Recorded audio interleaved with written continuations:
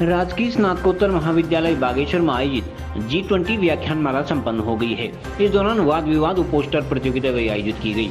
बेहतर प्रदर्शन करने वाले प्रतिभागियों को पुरस्कृत किया गया। इस मौके पर प्राचार्य डॉक्टर एस.एस. धपोला ने कहा कि G20 सम्मेलन में निर्धारित किए गए विषयों के संबंध में छात्र छात्राओं की भी चर्चा कराई गई।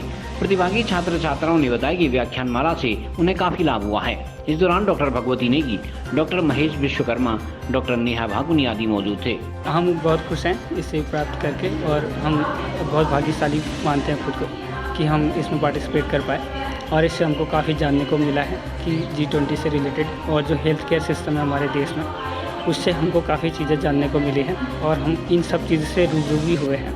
तो हम लोग कोशिश करेंगे कि और बेहतर तरीके से इसको जानने की कोशिश करें। ये हमारे राजकीय स्नातकोत्तर महाविद्यालय बागेश्वर में 8 दिवसीय G20 से रिलेटेड एक लेक्चर होना था, इसमें G20 से संबंधित जलवायु, भौगोलिक और सामाजिक और जलवायु से रिलेटेड बहुत सारे लेक्चर की 8 दिन लेक्चर किए गए जो हमारे प्रोफेसरों द्वारा दिए गए।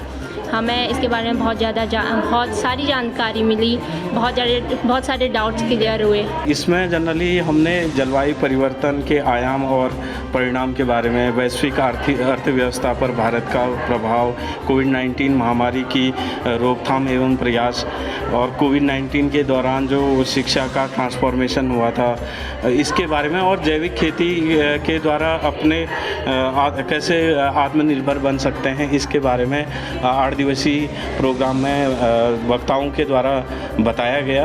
और ये हमारा बड़ी खुशी की बात है कि इस बार 18वां जो G20 सम्मेलन है वो भारत उसकी अध्यक्षता कर रहा है।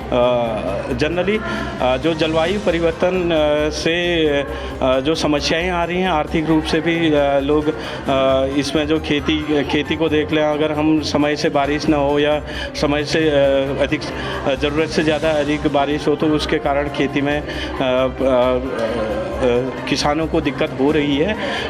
इससे बचने के लिए हमें अब खुद से जो जलवायु को परिवर्तित करने वाले आयाम हैं, कारक हैं, उसके लिए बचना पड़ेगा। जैसे जो हमारे ग्लोबल वार्मिंग वाली गैसेज हैं, मीथेन और कार्बन डाइऑक्साइड, CFC, ओजोन, ये गैसेज जनरली जब सूरज से अवरक्त अल्ट्रावायलेट रेजेज आते हैं तो उसको एब्जॉर्ब करता है और जिसके कारण एब्जॉर्ब करने के बाद ये पूरे वातावरण को गर्म कर देता है। और ये गैसेज जनरली अधिकता में पाए जाने से इसकी जलवायु परिवर्तन में बहुत बड़ा इसके आयाम है।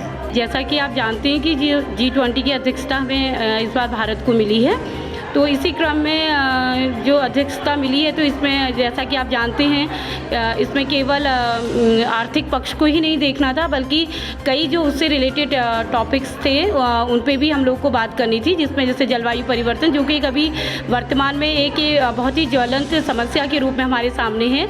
इसी के साथ साथ आत्मनिर्भर भारत, जिसमें हमने जो टॉपिक्स इसमें लिया था कि जैविक खेती के द्वारा हम किस तरीके से आत्मनिर्भर बन सकते हैं। और क्योंकि हम जो है एक जो हमारा बागेश्वर है वो भौगोलिक परिवेश ऐसा है कि जहाँ पे जैविक खेती के द्वारा हम उसमें अपना जो है आर्थिक विकास कर सकते हैं। इसके साथ ही साथ हमने स्वास्थ्य के विषय में किस तरीके से स्वास्थ्य सेवाओं को हम उन्नत बना सकते हैं। जैसा कि आप जानते हैं कि हमारे गोल्डन कार्ड बने हैं, आयुष्मान कार्ड बने हैं, जिसके थ्रू हम स्वास्थ्य के क्षेत्र में भी आगे बढ़ रहे हैं। और इसके साथ ही हमने इसमें जो है सतत विकास का क्या महत्व है, जैसा कि सतत विकास का मीनिंग है कि हमारे जो रिसोर्सेस हैं उनको हम किस तरीके से बचाकर आगे लेके जाएं, क्योंकि विकास करना है तो वो विकास जो है वो संसाधनों पर निर्भर होता है और अगर हमारे संसाधन बचेंगे तो तभी हम विकास कर सकते हैं। CGN न्यूज़ के लिए ब्यूरो रिपोर्ट बागेश्वर।